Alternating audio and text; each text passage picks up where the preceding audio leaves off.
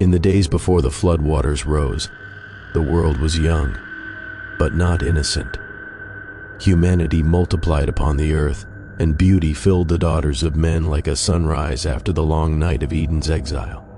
Yet beyond the veil of heaven, eyes were watching, eyes not of men, but of celestial beings, ancient and radiant, who once stood before the throne of God. They were called the sons of God, watchers assigned to guard the realms of creation. But curiosity turned to desire, and admiration became rebellion. For when they beheld the daughters of men, something forbidden stirred within them, a longing to touch what only mortals should know. The heavens trembled, the earth whispered, and upon the mountains of Ardis the decision was made, a pact sealed in defiance of heaven's decree. 200 descended through the clouds like falling stars, their brilliance darkened with forbidden fire. They clothed themselves in flesh, and among men they took wives, teaching them hidden arts, sorcery, enchantments, weapons of war, and secrets of the earth that were never meant for mortal hands. From this unholy union came forth giants, creatures of might and terror, whose shadows stretched across valleys, whose roar silenced nations. They devoured the fruits of men's labor, and when hunger consumed them, they turned to flesh, human flesh. The cries of the oppressed reached heaven. The earth groaned beneath their weight, and in the silence between thunder, the voice of the Almighty was heard. My spirit shall not strive with man forever, for his days shall be 120 years. The story you are about to hear is not one of myth, but of judgment, desire, and the unraveling of creation's order. This is what really happened before the flood. The night was heavy with silence, and the stars trembled as though they knew what was about to unfold. Upon the slopes of Mount Ardis, a mountain so tall its peak brushed the edge of heaven's breath, they gathered, 200 celestial beings, robed in radiance yet tainted by forbidden desire. These were not demons, not yet. They were the Watchers, sons of heaven appointed to guard mankind, to guide, not to mingle. But that night, the boundary between duty and desire was erased forever. At their head stood Semjaza, mighty and wise among them all, the leader whose eyes once reflected the light of God's throne. Yet now, they burned with restless fire, the fire of defiance. Brothers, he said, his voice echoing like rolling thunder across the peaks, you have seen what I have seen, the daughters of men, fair and radiant in their simplicity. I would descend to take one as my wife, but I fear to do this thing alone. A murmur rose among the Watchers, their wings trembling with the weight of temptation. For centuries they had watched the earth below, its laughter, its love, its untainted beauty. They longed for what they were forbidden to touch. Then spoke Azazel, the most daring among them. Why should we fear? He said, stepping forward. Have we not guarded them long enough? Are we not sons of God? Let us bind ourselves by oath that none may turn back once the deed is done. The stars dimmed, the winds hushed, and on that mountain, beneath the eternal sky, they swore their pact, every watcher binding his will with the others in rebellion, a covenant of disobedience, a declaration of desire over duty. And so it was that they fell. One by one, they descended through the clouds, like comets tearing through the firmament. The night skies blazed with fire as heaven mourned their departure. When they reached the earth, they took upon themselves the form of men, tall, radiant, majestic. And the daughters of men, seeing them, were overcome with awe and fear. Yet curiosity turned to fascination, fascination to love, and love to corruption. The Watchers taught mankind secrets they were never meant to know. Semjaza revealed the mysteries of enchantments and herbs, the power to bend nature's will. Azazel taught men to forge weapons of iron and women to adorn themselves with jewelry, revealing the art of vanity. Barakiel taught the motions of the stars, Kokabel the signs of the constellations, Ezekiel the knowledge of clouds and weather. What began as curiosity became chaos. Knowledge turned to arrogance. Men learned to wage war. Women learned to deceive. and the world began to bleed. From their union came giants, beings of great strength and unholy appetite. They towered over men, their voices shaking the ground. At first they were worshipped as gods. Temples were built for them. Their names were sung in songs of glory. But soon the songs turned to cries. The giants devoured the earth's harvest, then the flocks, and at last, mankind itself. Blood stained the rivers. Fear filled the air. The cries of the innocent rose up to heaven, and the Almighty, whose heart grieved for his creation, turned his gaze upon the earth. "The sons of God have defiled their stations," the voice of the Lord said among the heavenly hosts. "The earth is filled with violence, and the breath of man has become corrupted. My spirit shall not strive with him forever." But before the decree of judgment would fall, mercy still lingered. For among the chaos, one man stood righteous, a man whose heart remained pure, uncorrupted by the darkness that consumed the earth. His name was Noah, and through him the world would find its last breath of hope. But for now, the world belonged to the Watchers and the giants that bore their name. The pact had been made. The world would never be the same again. The morning sun rose over a broken world, a world where the earth no longer belonged solely to man. In the beginning, the daughters of men bore children to the Watchers, but these were no ordinary sons. They were mighty beyond measure, fierce in strength, vast in stature. The people called them Nephilim, meaning the fallen ones. They were the hybrid offspring of heaven and earth, flesh mingled with fire, beauty with terror. Their eyes glowed like molten gold. Their voices could shake the mountains. At first, they seemed divine, saviors of mankind, builders of cities, masters of craft, teachers of wisdom. But beneath their splendor lay a hunger that no harvest could satisfy. They grew, and as they grew, they consumed. They devoured the fields of wheat, the vineyards, the herds. When the fruits of man's labor failed to sustain them, their hunger turned toward darker things, the flesh of animals, then the flesh of men. The earth groaned beneath their feet. Blood watered the ground like rain. What was once the melody of creation became the dirge of ruin. Mothers wept, fathers hid their sons. The sky darkened with smoke from burning villages as the Nephilim raged across the land, claiming dominion over mankind. They raised monuments of stone, towers reaching toward heaven, and upon them they inscribed the names of their fathers, the Watchers, to be remembered as gods. Azazel, proud among the fallen, walked among them like a king. He taught them how to forge, blades that cut through stone and armor that gleamed like the sun. He showed them how to make war, how to conquer, how to rule, and under his influence, violence became the heartbeat of the world. Semjaza, still tormented by guilt and desire, watched the chaos unfold from the mountain he once called sacred. He saw the giants destroy the very humans he had sworn to protect, but the lust for power had already buried repentance. The Watchers could not return to heaven, nor could they dwell among men in peace. They were exiles, beings of glory trapped in corruption. It was then that the earth itself began to cry out. Rivers ran red, forests burned, the skies poured unending rain as if creation mourned. The animals fled to the mountains, the oceans trembled with fury. The archangels looked upon the earth with sorrow. Michael, the warrior of God, spoke before the throne.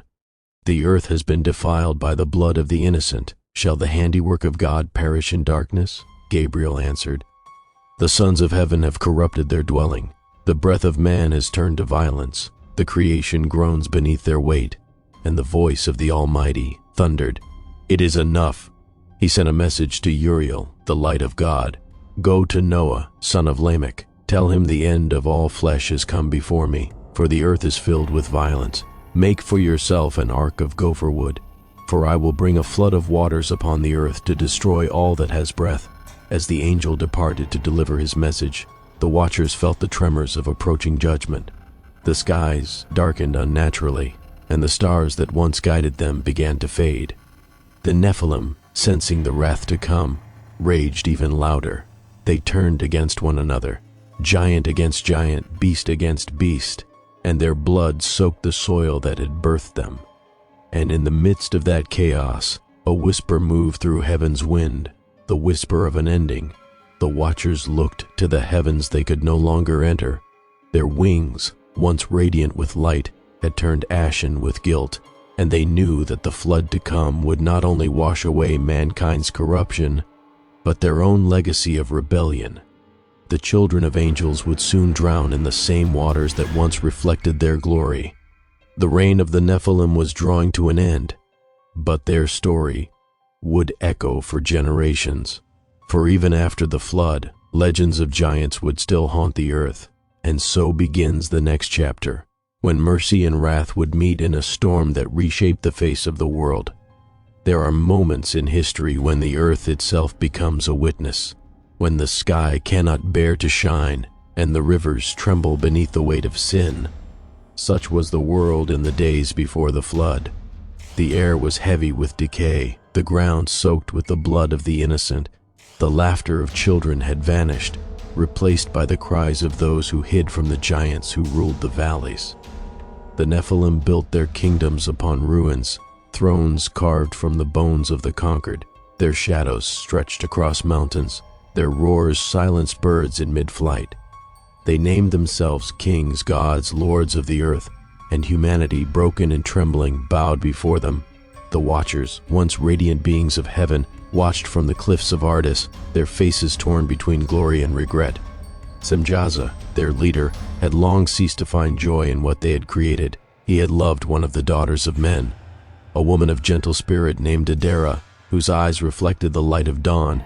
But now she wept daily for the suffering of her people, for the monsters born of her womb and the ruin they had brought. One night, as the stars hid behind clouds, Semjaza knelt upon the mountain and cried out to the heavens, "O Most High, we have sinned against you. The earth burns beneath our folly, and mankind perishes because of our desire. Have mercy, O God of creation. Hide not your face forever." But heaven was silent. Only thunder answered. For the decree had already gone forth. The archangels had been summoned before the throne, Michael, Gabriel, Raphael, and Uriel, to witness the pain of creation. And the voice of the Almighty echoed across eternity. "Behold what has become of my earth. The sons of heaven have defiled their stations, and man has turned from righteousness. His heart is only evil continually. The waters of the deep shall rise, and I shall cleanse the world with flood and fire." Michael bowed his head, tears glimmering like stars upon his face. "And what of the Watchers, O Lord?" The Almighty answered. "They shall see their sons fall by their own hands, and they themselves shall be bound beneath the mountains of the earth until the day of judgment." The decree was sealed. The earth would be washed clean. Yet before the storm, mercy still lingered, for the eyes of heaven rested upon one man, Noah, son of Lamech, grandson of Methuselah, a man righteous and pure in heart, uncorrupted by the sins of the age. While others bowed to idols or trembled before giants, Noah walked with God. In his quiet obedience, the light of creation still flickered. One evening, as he worked in the field, a great light descended before him, soft, radiant, yet terrible in glory. The angel Uriel stood before him, bearing the message of heaven. "Noah, son of man, the time has come," said Uriel. "The end of all flesh is near. The earth has been filled with violence, and the cries of the innocent reach the heavens. But you have found favor in the eyes of the Lord. Build an ark, a vessel of refuge, for a new beginning." Noah trembled but bowed low. "How shall I build what has never been built before?" Uriel touched his brow, and visions flooded his mind. Of wood and pitch, of gopher trees and measurements divine, of a vessel mighty enough to cradle life through the storm to come. Then the angel lifted his eyes to the mountains, where the Watchers still dwelt in their guilt. "Their time is over," Uriel said. "Tell your sons to prepare. The heavens will break, and the deep will answer." And with that, the angel vanished in light. Word spread through the valley that Noah had seen a vision. The people laughed, mocked, and scorned. The Nephilim roared in arrogance, declaring that no flood could touch them, for they were sons of heaven. But the clouds began to gather, The winds changed their song. The thunder grew louder with each passing day. In the heights of heaven, the angels wept, not for judgment, but for love. For every strike of lightning was a tear upon the face of mercy, and every tremor of the ground was a heartbeat of divine sorrow. The world had fallen too far, and heaven could not wait any longer. When the watchers looked to the sky, they saw not stars, only wrath wrapped in rain. And the flood, though not yet begun, had already entered the hearts of men. The countdown to cleansing had begun. The time of mercy was closing, and soon the waters of judgment would rise. The sky was no longer blue.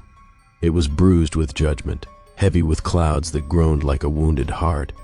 The earth, once green with life, now trembled beneath the weight of its own corruption. The laughter of the wicked still echoed in the valleys, mingled with the mockery of those who scoffed at Noah and his strange, endless labor. For 120 years, Noah had worked. Hammer striking wood, sweat mingling with tears, each plank placed not by man's wisdom, but by divine instruction. His neighbors called him a fool, a madman, a prophet of doom, yet he never stopped. His sons, Shem, Ham, and Japheth, labored beside him, driven by faith more than understanding. And when the ark finally stood, vast, silent, and holy, it seemed a thing too great for one family, too absurd for belief. But heaven was watching. The watchers, now fallen and stripped of their glory, gazed upon it from the mountains. Semjaz's eyes filled with tears as thunder rolled across the heavens. He knew what was coming, the flood that would wash away his sin, his offspring, and his pride. "We have done this," he whispered, "and the world will pay the price." In the valley below, the Nephilim laughed at Noah's ark. "Can your wooden box reach the clouds?" One mocked. "Can your God drown the sons of heaven?" Another thundered. But as they mocked, a great stillness fell. The wind ceased. The birds vanished. The earth held its breath. Then, a single drop. One drop of rain struck the dust beside Noah's feet, then another and another. Soon the sky wept, and the heavens cracked open with a roar like 10,000 oceans unleashed. Lightning tore across the firmament. The mountains shuddered. Rivers burst from their beds, swelling with divine fury. The fountains of the deep were broken up. Waters that had slept since creation now awakened in wrath. Noah and his family entered the ark, their hearts pounding with both fear and faith. Behind them, the creatures of the earth, 2 by 2, entered the vessel, guided by unseen hands. Lions beside lambs, doves beside ravens. The miracle of preservation was unfolding before judgment's storm. Then came the voice of the Lord, "Enter the ark, for I have seen you righteous before me in this generation." And when the last beam of light fell upon the open door, the hand of God himself shut it. Outside, chaos reigned. The Nephilim roared against the storm, striking the ground with their fists, their voices drowned in the sound of crashing thunder. Some tried to climb the mountains, their immense forms fading beneath waves that rose higher than the clouds. The watchers cried out from their high places, pleading for mercy, but the heavens remained sealed. Azazel in his pride cursed the sky. "I am of heaven, you cannot erase me." But a voice replied through the thunder, deep and unyielding, "You were of heaven, but you chose the pit." Lightning struck and the mountain split. The watchers were seized by angels of light, Michael and Gabriel descending like burning comets. Chains of fire bound them, and the earth opened its mouth. They were cast into the abyss, buried beneath mountains of stone where no light could reach, and still the rain fell. For 40 days and 40 nights, the heavens poured without mercy. Cities vanished, valleys disappeared, the towers of the giants were swallowed whole. The songs of men turned to silence, and only the whisper of waves remained. Inside the ark, Noah listened to the storm rage around him. Every crash of thunder was a memory of laughter now silenced. Every wave that struck the hull was a heartbeat of creation being rewritten. His wife held his hand, his sons prayed, the animals lay in trembling stillness, and through the darkness a faint light glowed, the presence of God, invisible yet near. For in that ark floated not just flesh and blood, but the last remnant of mercy. Outside, judgment reigned. Inside, grace endured. When at last the rains ceased and the waters covered every peak, the world lay buried in silence. Heaven looked down, not in rage but in sorrow. The tears of angels mingled with the last drops of rain. The world had been washed, clean, but it came at a cost. The loss of every heartbeat that had once filled it with life. The flood was not merely punishment, it was heartbreak. For when heaven opened its gates, it did not just release wrath, it released grief, and in that grief, a new world would soon be born. The rain had ceased, but the world was unrecognizable. For 150 days the waters ruled the earth, the seas met the heavens, the mountains lay buried beneath waves. Every memory of the old world had been washed away. The earth was a grave, silent, endless, and blue. But within the ark, life endured. The air was still, heavy with the scent of wet wood and hope. Noah knelt near the small window and watched the horizon, searching for a sign, a flicker of color, a whisper of change. "Will the waters ever fall?" whispered his wife. Noah placed his hand upon the window frame. "He promised," he said softly, "and the one who shut us in will open the way again." Outside, the Spirit of God moved across the surface of the waters, the same Spirit that had hovered in the beginning, when darkness covered the deep. Slowly, gently, the breath of heaven stirred the waves, and the floods began to recede. The mountains began to rise again, their peaks piercing through the mist like the first glimpse of faith after despair. Birds within the ark stirred restlessly. Lions yawned, lambs bleated. The ark, once tossed by storms, now floated peacefully upon a calm sea. After months of waiting, the ark came to rest upon the mountains of Ararat. The world was silent, not with death, but with possibility. Noah released a raven into the open sky. It circled, searching for land, but returned, finding none. 7 days later, he sent forth a dove. It vanished into the horizon, and when it returned, there was an olive leaf in its beak. The family wept. The olive leaf was small, but it carried the weight of eternity, a sign that mercy had touched the earth again. Days passed, and the waters continued to vanish into the ground. The smell of soil, new and pure, filled the air. The ark's door opened for the first time in over a year. Noah stepped out, barefoot, his face lifted toward the sky.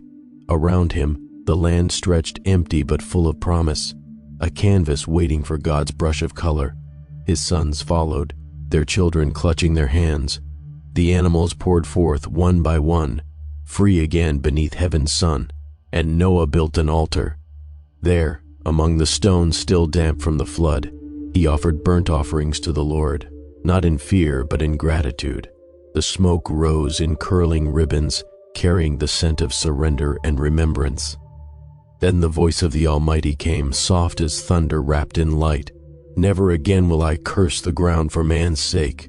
Though his heart is prone to evil from his youth, never again will I destroy all living flesh as I have done. While the earth remains, seed time and harvest, cold and heat, summer and winter, day and night, shall not cease." The clouds parted and the heavens unfolded into brilliance. From the heart of the light appeared a bow of colors, red like the blood of covenant, blue like the breath of heaven, green like life reborn. It arched across the sky like a bridge between judgment and mercy, the first rainbow. And God said, "This is the sign of the covenant I make between me and every living creature that is with you. I have set my bow in the cloud, and it shall be for a sign between me and the earth." The family watched, awestruck, as the light shimmered across the sky. The rainbow danced upon the clouds like a promise made visible, that even after wrath, love still reigns. Noah fell to his knees. Tears streamed down his face as he whispered, "The world begins again." Above him, the rainbow pulsed gently, as if alive, heaven's reminder that judgment had given birth to grace. The earth, reborn, breathed again. Rivers found their beds, trees took root, birds filled the air with song. The soil, dark and rich, waited for the first seeds. And though the scars of the flood still marked the land, they became the proof of divine mercy, proof that even when the world collapses beneath its sin, God still makes a way to begin again. On that day, the rainbow did not just mark the sky, it marked the heart of every survivor. For the covenant was not only between God and earth, it was a promise whispered into every human soul that would ever doubt hope again. I will remember you. And as the sun set upon the new world, its golden light reflected off the ark, now resting forever on the mountain like a monument of salvation. From judgment came renewal, from death, new life, and from sorrow a promise that no storm lasts forever, for even when heaven weeps, mercy always follows the rain. The flood was over, but its story never truly ended, for it wasn't just a tale of wrath, it was a revelation of love. The sons of God fell because of desire. The earth drowned because of corruption. But even in destruction, heaven was not seeking revenge. Heaven was seeking restoration. The flood was not the end of man, it was the beginning of mercy. Every drop of rain was both judgment and cleansing. Every crash of thunder was the echo of a heartbroken God still reaching for his creation. The rainbow, radiant and eternal, became heaven's vow that no matter how dark the world grows, there will always be light after the storm. And maybe that promise still speaks today, to every soul buried under guilt, to every heart haunted by the past, to every dream drowned by failure. The same God who remembered Noah still remembers you. You are not forgotten. You are not beyond redemption. The waters may rise, but they will not drown your destiny. The storms may rage, but they will not silence your story. Because even after judgment, grace still reigns. So as you close your eyes tonight, remember this. God's covenant is not just written in the clouds, it's written in your heart. He remembers you, he restores, he redeems, and the same hand that shut the door of the ark in safety will open new doors for you in grace. If this story touched your heart, don't forget to like, share, and subscribe for more cinematic Bible stories just like this one. Until then, remember, even when the world forgets, heaven still remembers.